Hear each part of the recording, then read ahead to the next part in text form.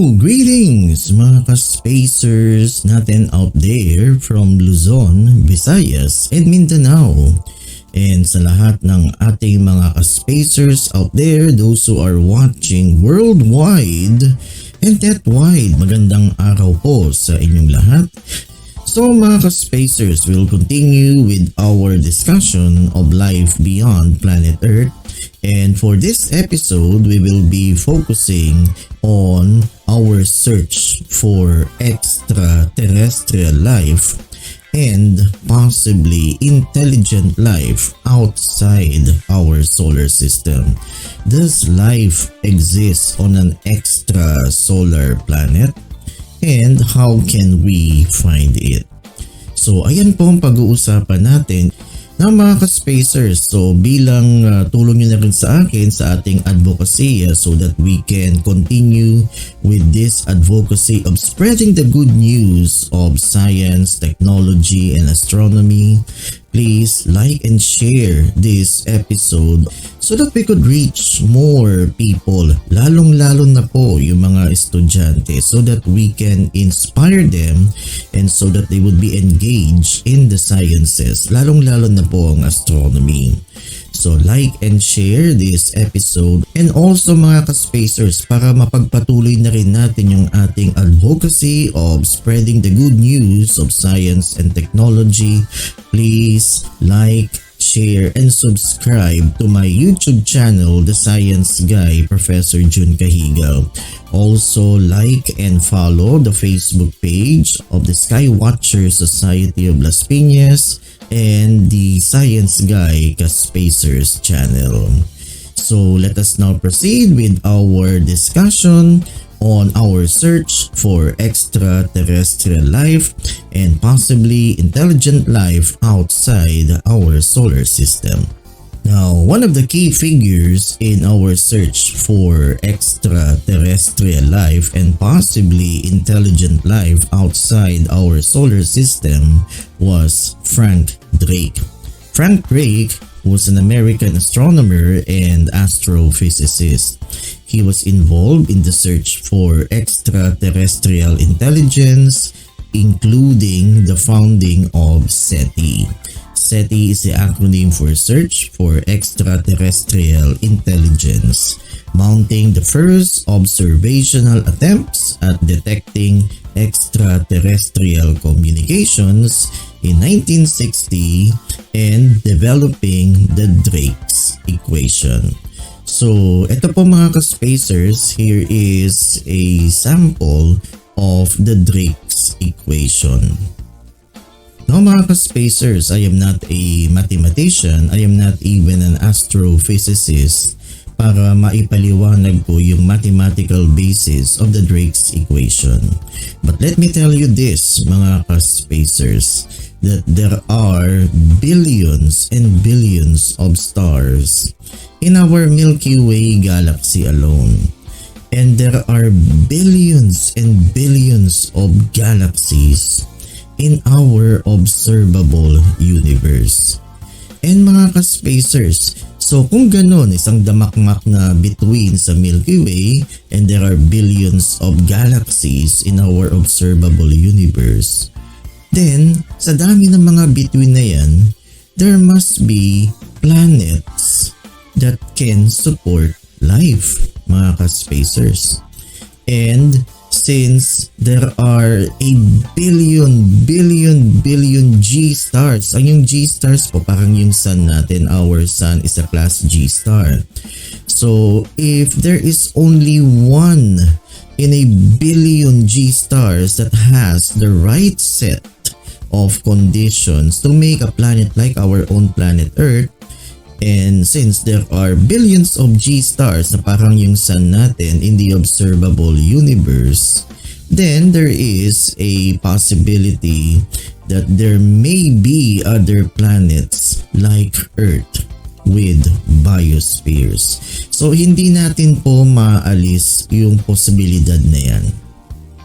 So mga ka-spacers, if there is really a possibility that other planets may exist similar to Earth with biospheres similar to Earth, then have we discovered planets outside our solar system?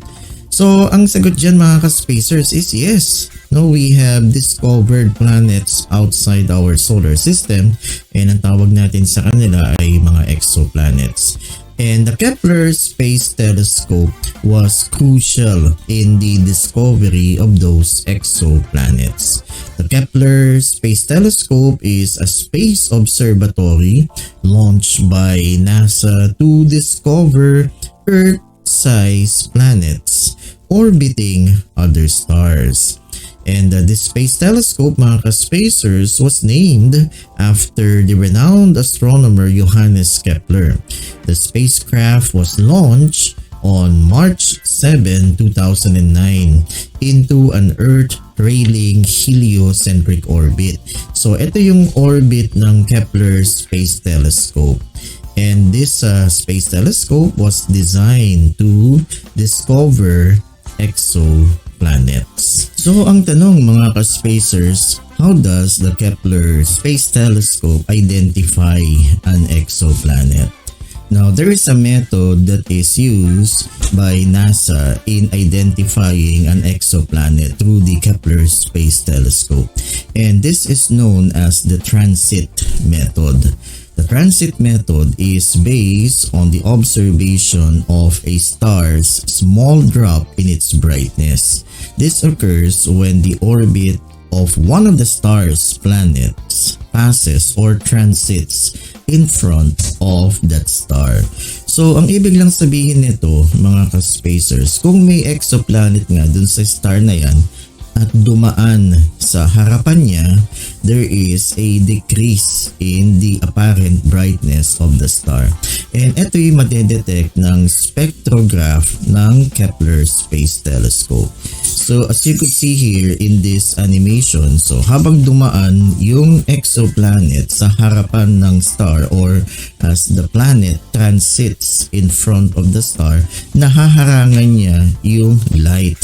So there is a decrease in its apparent brightness na nare-record ng spectrograph ng Kepler Space Telescope. So this is what we call the transit method. So mga ka-spacers, this is how the Kepler Space Telescope detects and identifies an exoplanet. Now, at the moment, we have the James Webb Telescope.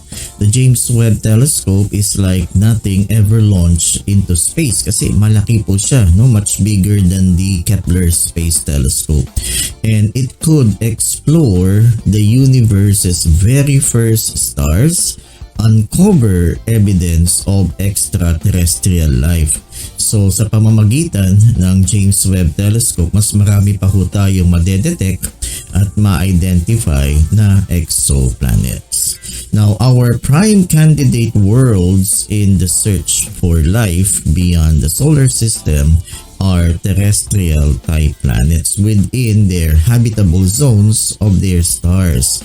So ito po yung hinahanap natin ng mga exoplanets. Hindi naman po tayo basta maghahanap at mag-identify ng exoplanets. So ang hinahanap po natin ng mga exoplanets ay mga terrestrial type planets na nasa kanilang habitable zones of their stars. So at the moment, marami na ho tayong na-identify na exoplanets thanks to the Kepler Space Telescope. And meron na rin pong na-identify na mga exoplanets within their habitable zones. So ang tanong ngayon, is there life on those potential habitable exoplanets discovered by the Kepler Space Telescope? So hindi pa ho natin alam, no? We don't know. Pero the search still continues. Kaya nilaunch po yung James Webb Telescope. So mga ka-spacers, probably we will have one episode of Cosmo Quest dedicated to the discussion of the Kepler Space Telescope and yung James Webb Telescope. Now, the Kepler Space Telescope had really helped us discover exoplanets. So as you could see in this chart, Since 2014, the Kepler Space Telescope had discovered so many exoplanets. So ang tanong ngayon, can we visit these exoplanets? Now, the obvious answer there is no. We cannot go, we cannot visit to those exoplanets because of their extreme distance. Hindi po natin mabibisita at mapupuntahan yung mga exoplanets na yan na na-discover ng Kepler Space Telescope dahil napakalayo po nila. No, due to their extreme distance, hindi po natin mapupuntahan o mabibisita yung mga exoplanets na yan. So, ang tanong, if we cannot go, then paano natin malalaman kung meron ng life dun sa mga exoplanets na yan? If we can't go, then how? How do we know? How do we determine if there is life on any of those exoplanets? So, ang isang technique para malaman natin if there is really life on those exoplanets would be the search for biomarkers. So, these biomarkers, mga ka-spacers, can help us determine if any of those exoplanets may support life. These biomarkers should involve changes in atmospheric or surface chemistry that can only be the result of life. So, ano itong mga biomarkers na hinahanap ng ating mga astrobiologists that would indicate that that exoplanet may support life? Now, one biomarker is oxygen, the presence of oxygen in that exoplanet. So, anong implication pag makahanap sila ng oxygen in any of those exoplanets? Now, if you find oxygen, probably some photosynthetic organism must have created it. And we all know in basic biology that one of the byproducts of photosynthesis is oxygen. So, kung meron silang ma-discover na oxygen in any of those exoplanets, isa lang ang ibig sabihin yan, that there might be some photosynthetic organisms in that exoplanet. So, yan ang hinahanap, yung oxygen, which is a very important biomarker. Now, another important biomarker na hinahanap ng ating mga astrobiologists in the search for life in any of those exoplanets is methane. Now, methane is produced by microorganisms. Without the presence of life, methane would quickly oxidize and disappear from the atmosphere. Ngayon, anong significance nito kung meron silang makitang methane? So, yung methane na yan probably is produced by microorganisms and it is continuously produced by microorganisms. So, ang ibig lang sabihin nito, yung planeta na yung exoplanet na yan may contain microorganisms that produces methane continuously kung may makita po silang methane. So, very important itong biomarker na methane. So, the discovery, kung meron po silang madidiscover na methane, may indicate that that exoplanet may support life. So, ayan po mga ka-spacers. So, there's large amounts of oxygen and methane in the atmosphere of any of those exoplanets would be a smoking gun. So, yun po yung magde-determine really kung yung exoplanet na yan can support life. So mga ka-spacers, kung makadiscover sila ng oxygen or methane in any of those exoplanets, talagang magiging smoking ganyan. Ibig sabihin yan, magiging historic yan, yung pag-discover ng oxygen and methane in any of those exoplanets, and talagang susubaybayan yan ng ating mga astrobiologists and yung mga astronomers natin. Because if kung makahanap sila ng oxygen or methane in any of those exoplanets, that would only indicate one thing, na yung oxygen and methane ay gawa yan ng mga microorganisms, and most probably yung exoplanet na yan may support those microorganisms. So ayan po yung hinahanap ng mga astrobiologists natin, yung mga astronomers natin, yung mga biomarkers na yan. And ang NASA, meron silang pinaplano So NASA is planning for a mission para makahanap ng mga biomarkers na yan with NASA's Terrestrial Planet Finder. So siguro sa mga susunod na taon, baka masakatuparan na ng NASA itong Terrestrial Planet Finder. This space probe is equipped with a spectroscope. So yung technique na ito na spectroscopy should allow atmospheric chemists and microbiologists, yung mga astrobiologists natin, to use the relative amounts of gases yan like oxygen, carbon dioxide, water vapor, ozone, and methane, yung mga biomarkers na yan, to find an extrasolar planet na pwedeng mag-support ng life. So ayun po yung pinaplano ng NASA, itong NASA's Terrestrial Planet Finder equipped with a spectroscope. So yun ang gagamitin po na technique, spectroscopy, sa paghahanap ng mga biomarkers na yan. So mga ka-spacers, that is NASA's Terrestrial Planet Finder na ang ganyang technique na gagamitin ay spectroscopy in the search for those biomarkers. So ang tanong ngayon mga ka-spacers, aside from the Kepler Space Telescope or isabit na rin po natin yung James Webb Telescope, what other methods are employed to search for life or possibly intelligent life outside the solar system? So maraming methods ang ginagamit ngayon, and one of them is radio astronomy. So sa pamamagitan ng mga giant antennas na ito na nakatutok po sa kalawakan, sana makadetect po sila ng mga signals na probably made by intelligent life. So hanggang ngayon po nakatutok yung mga large radio telescope antennas na yan sa kalawakan para maghanap ng mga signals na yan na possibly made by extraterrestrial intelligent life. And dito po nagawa na establish yung SETI. SETI is the acronym for the search for extraterrestrial intelligence. The SETI Institute uses radio and optical telescopes to search for signals that might be emitted by technologically advanced life forms. So yun po yung sinabi ko kanina. The Allen Telescope Array is just an example of that.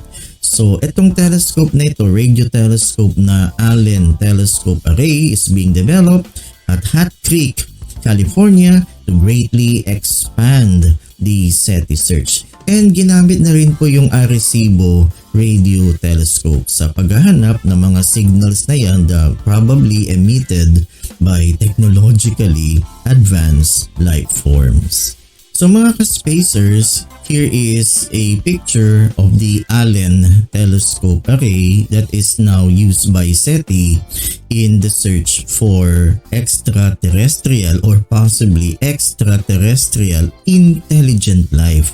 So ang hinahanap nila ay mga signals that may probably be emitted by intelligent beings. And ito din po yung Arecibo Radio Telescope na ginamit ng SETI Institute in the search for extraterrestrial intelligent life. Kaya lang po, di ba, we all know na itong Arecibo Radio Telescope ay na-decommission na. Alright, so ano yung results ngayon ng SETI? Nakahanap ba sila ng mga signals emitted by technologically advanced beings? So nakadetect din sila ng mga signals, and karamihan po sa kanila ay mga signals na gawa natin, no? Human sources. Now, sometimes yung mga signals na yan are identified but still hindi konfirmado kung talagang yung mga signals na yan ay emitted by technologically advanced life forms outside our solar system. So hanggang ngayon po wala pa ho tayong nahahanap, no? No announcements before sufficient confirmation can be made. So meron na silang na-detect kaya lang kino-confirm pa po ng SETI. So mga ka-spacers, ano nga ba ang result ng SETI search? Now the answer is medyo inconclusive pa rin. Though marami na pong na-detect ang SETI, na unusual signals na baka lang ginawa yan ng mga technologically advanced life forms outside the solar system. So kino-confirm pa ho, and that is what science is all about. Hindi tayo basta-basta nagmamarites pag may detect tayo na signal may aliens na. So we need to confirm. Though marami na pong na-detect na mga unusual signals, still ang SETI ay kino-confirm pa rin kung yung mga signals na yan ay talagang gawa ng mga technologically advanced alien life forms. So ang tanong ngayon, ito ba science, is this a wasted effort of SETI? Now, have we detected anything? Now, meron po mga ka-spacers. Ang tawag po dyan ay yung 𝗣𝗏 signal. The 𝗣𝗏 signal was a strong narrow-band radio signal detected on August 15, 1977. And this was detected by the Ohio State University's Big Ear Telescope in the United States. Then it was used by SETI in their search for extraterrestrial intelligence. Now itong 𝗏 signal na to appeared to come from the direction of the constellation Sagittarius and bore the expected hallmarks of extraterrestrial origin. So mga ka-spacers, here is a photo of the Big Ear Radio Telescope at Ohio State University. And this telescope detected that unusual radio signal. It was astronomer Jerry R. Ehman who discovered this anomaly a few days later while reviewing the recorded data. And Jerry Ehman was so impressed that he encircled on the computer printout the unusual signals intensity. Yun nakalagay dito sa photo na 6EQUJ5. And he was so impressed by this unusual signal and he wrote the comment, wow. So naging sikat itong recorded data na to and we call it now as the wow signal. So mga ka-spacers, the whole world was shocked by knowing na nakareceive pala tayo ng ganitong unusual radio signal from outer space. And many astronomers and astrobiologists believed that this wow signal was made by some intelligent extraterrestrial life, or tawagin na natin po na aliens. So kung nakareceive tayo ng ganitong klaseng message from outer space, dapat mag-respond po tayo. And that we did. Nag-respond po tayo. In November 16 of 1974, a 169 seconds message was sent by the Arecibo Radio Telescope towards the globular cluster M13 at 25,000 light years away. And ito po yung tinatawag nila na Arecibo message. The Arecibo message was our first attempt to communicate with extra intelligent life forms, or yung aliens na tinatawag natin. And this coded binary message was written by a few scientists including Carl Sagan and Frank Drake. So ito po yung coded binary message na pinadala po natin through the Arecibo Radio Telescope. And tignan natin po kung ano yung ibig sabihin ng coded binary message na ito. So yung first set of symbols represent the numbers 1 to 10. Ayan po. So yung first set of binary coded signals represents the numbers 1 to 10 from right to left. Then the second set of coded binary signals represents the atomic numbers of key biological elements like oxygen, carbon, nitrogen. Ayan po. And the next set of coded binary signals represents the formulas for sugars and bases in nucleotides of DNA. So ito po yung mga nucleotides na adenine, thymine, cytosine, and guanine. So apat po yan, no? And the next set of coded binary signals represents the double helix model of DNA. Ayan, kitang-kita po na yung double helix model ng DNA. Then the next set of coded message represents the human population.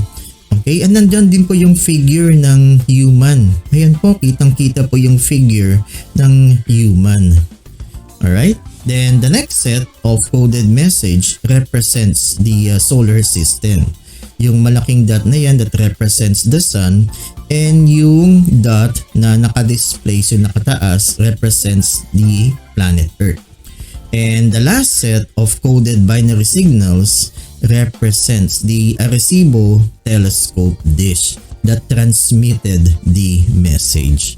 So, ito po yung Arecibo message. No? Ito po yung ibig sabihin ng mensahe na to na pinadala natin dun sa globular cluster M13. So, isn't that fascinating, mga ka-spacers? So, mga ka-spacers, since we were able to send that message through the Arecibo radio telescope in response to the wow signal, we are now waiting for their reply. And up to now, naghihintay pa rin po tayo ng reply na galing sa kanila. Many astronomers, astrobiologists believe na yung wow signal na yan that was received before really came from extraterrestrial intelligent life. Pero in spite na nakapag-send po tayo ng reply from them, nag-send tayo ng message through the Arecibo radio telescope, bakit wala pa ho tayong natatanggap na response sa kanila? So, ang tanong ngayon, if there is really a high possibility for extraterrestrial intelligent life, then where is everybody? Bakit wala pa tayong natatanggap na response sa kanila? Nasaan na yung mga aliens na yan? Where is everybody? And ito yung sinasagot ni Enrico Fermi through the so-called Fermi Paradox. Enrico Fermi estimated na maraming intelligent civilizations in the observable universe. Isang damakmak na intelligent civilizations ang nandyan out there in our observable universe. Then after millions of years of technological progress, an alien civilization should be capable of long-distance space travel. So dapat binibisita ngayon nila tayo, or at least they are attempting to communicate with us. So ang tanong ngayon ni Enrico Fermi, bakit wala tayong natatanggap? Where is everyone? Nasaan yung mga aliens na yan? So mga ka-spacers, ito yung tinatanong ni Enrico Fermi, at naniniwala tayo na in spite of the fact that there are many intelligent civilizations out there in the observable universe, and siguro naman after millions of years of technological progress, alien civilization should be capable of long-distance space travel, or at least advance yung civilization nila to make contact or communication with us. So bakit hindi sila nagpaparamdam? Bakit wala tayong nare-receive na reply? In spite of the fact na nag-send po tayo ng message through the Arecibo radio telescope. So these are the possible solutions to the Fermi Paradox. Ito yung mga posibleng kasagutan kung bakit hindi po sila nagpaparamdam sa atin. Now, one possible solution to the Fermi Paradox is this, that we are alone. We are the first, and there is no galactic civilization. So, ang ibig lang pong sabihin nito mga ka-spacers, kaya wala tayong nare-receive na reply at wala tayong nararamdaman na meron ngang mga intelligent civilizations out there, kasi wala talaga. We are alone. We are the first. And wala talagang aliens. There is no intergalactic civilizations. Kaya wala tayong nare-receive na reply. So, tayo lang yun natatangi. We are alone and we are the first, and there is no intergalactic civilization.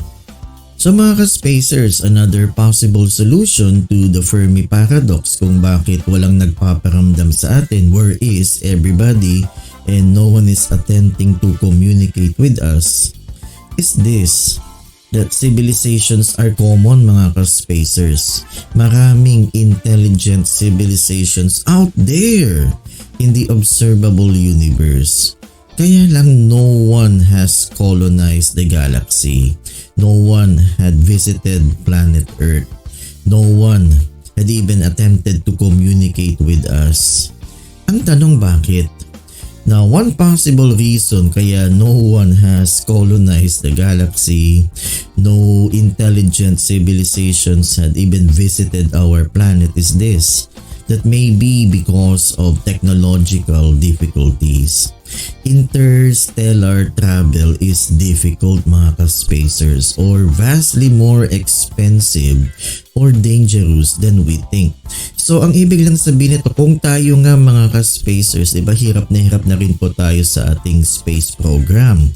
Mahirap po magpadala ng astronauts even in the International Space Station. Maraming technological difficulties and the astronauts must face the challenges like microgravity, yung food supply, yung air nila, and a lot of other factors like radiation, yung psychological factors dun sa pagditira sa space. So maraming bagay po. So yung technological difficulties of space travel, mahirap kung tayo nga po dito sa planeta natin ay nahihirapan tayo sa space travel, yung pagpunta na lang po sa buwan or even in orbit around Earth ay mahirap. What more to mga aliens na to? And also we have to consider yung propulsion and yung distance unless they are capable of light speed like yung sa Star Trek, or they are capable of warp drive. Kaya lang, I don't know kung meron pang technology na ganyan of warp drive, no? So, yung technological barriers ay napakahirap po. So, siguro ganun din sa kanila. Kaya walang bumibisita sa atin, no? Yung technological difficulties of space travel. And space travel is expensive. Look at the Apollo program. The Americans have spent billions of dollars sa kanilang lunar program. So siguro ganun din po ang na-experience nitong mga intelligent civilizations out there. Baka namamahalan sila in their interstellar travel attempts. And talagang panganib ang space travel. They have to deal with psychological factors, radiation, microgravity, and a lot of things. Kaya siguro wala pang bumibisita sa atin dito because of technological difficulties, yung expenses of space travel, and yung mga challenges in traveling through space. So yun po mga ka-spacers.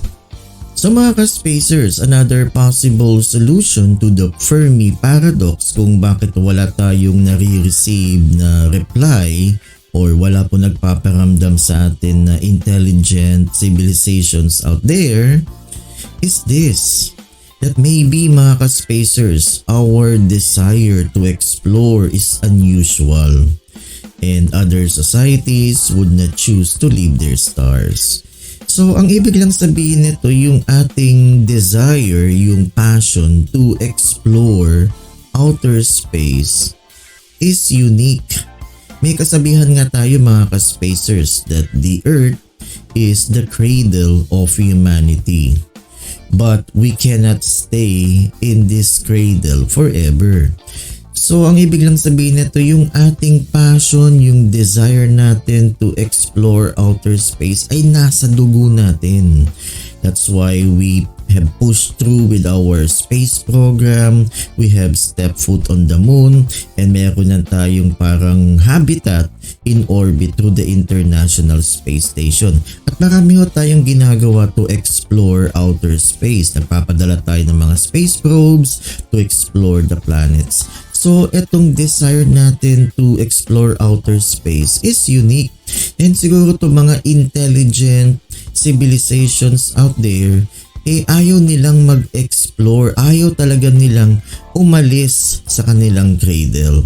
Kaya walang bumibisita sa atin at wala po nagpaparamdam sa atin na intelligent civilizations out there kasi they would not choose to leave their stars and ayaw din nila siguro mag-attempt to communicate with us.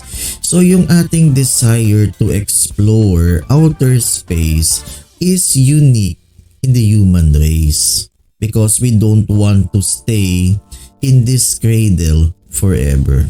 So mga ka-spacers, another possible solution to the Fermi Paradox kung bakit hindi pa tayo nakaka-receive ng response from intelligent extraterrestrial civilizations is this, that maybe those intelligent extraterrestrial civilizations tend to destroy themselves. So, anong ibig sabihin nito? Now, the reason why intergalactic civilizations tend to destroy themselves is somewhat related to their advancement in science and technology. Ngayon dito po sa mundo natin, here on Earth, the progress and the advancement of science and technology was driven by two factors mga ka-spacers. Number one, the struggle for domination, and number two, the desire for an easy life. Now, itong struggle for domination usually leads to complete destruction. And ito po yung naranasan natin nung World War I and World War II, and muntik na po tayo mag World War III. While the desire for an easy life may lead to biological or mental degradation. Now mga ka-spacers, possible means of annihilation of intergalactic civilizations are many, and this includes the following: war, gera, alright, that will lead to annihilation of these civilizations. Accidental environmental contamination or damage, or even the development of biotechnology like yung dinitipic sa mga sci-fi movies like yung Resident Evil, or synthetic life like mirror life forms, or even resource depletion, yung pag-abuso ng mga natural resources, climate change, or poorly designed artificial intelligence. So ito yung mga dahilan siguro kung bakit ang mga intergalactic civilizations tend to destroy themselves, at muntik na tayo dyan mga ka-spacers. And lastly mga ka-spacers, another possible solution to the Fermi Paradox kung bakit wala pa ho tayong nare-receive na response from these intelligent extraterrestrial civilizations is this, that meron mga ka-spacers, there are civilizations, intelligent civilizations out there in the observable universe. Kaya lang, baka they are deliberately avoiding us. Iniiwasan po nila tayo. Or they are hiding their existence from us. Nagtatago sila, or probably nagdi-disguise sila like one of us. Or we just haven't found them yet. Baka hindi pa ho natin sila nadidiscover.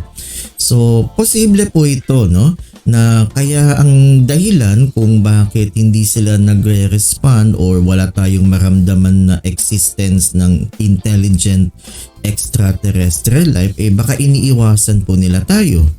Or, posible rin na they are hiding their existence from us. Baka nagdi-disguise sila like one of us. Baka yung katabi po ninyo o yung kaibigan ninyo ay intelligent extraterrestrial being. Hindi po natin alam. Or wala pa ho tayong nadidiscover na ganyan. We just haven't found them yet. So yun po yung mga reasons kung bakit wala ho tayong nare-receive na response at wala tayong maramdaman na presence of these intelligent extraterrestrial life. Yun po yung Fermi Paradox. So mga ka-spacers, the million-dollar question now is, are we alone in the universe? Is the human race unique? So yun po yung mga katanungan na dapat po natin sagutin. And if you will recall, NASA had sent the Voyager space probes. And ngayon po yung Voyager 1 and 2 ay nasa labas na po ng solar system. The Voyager space probes para po yung Earth's message in a bottle. Now, each Voyager space probe, mga ka-spacers, ay meron niyang golden disk. And yung mga golden disk na yan is a type of time capsule with information chosen by a committee headed by Carl Sagan. The committee came up with 115 images and variety of natural sounds of planet Earth such as birds, thunder, yung mga whales. It also included greetings in 55 languages from around the world. And yun po ay naka-record dun sa golden disk na yan. So hopefully mga ka-spacers, the two Voyager space probes that are now out there in intergalactic space, hopefully they would be picked up by some intelligent extraterrestrial life forms. Kaya yun po yung inaasahan natin. That's why the Voyager space probes, we can label it as Earth's message in a bottle.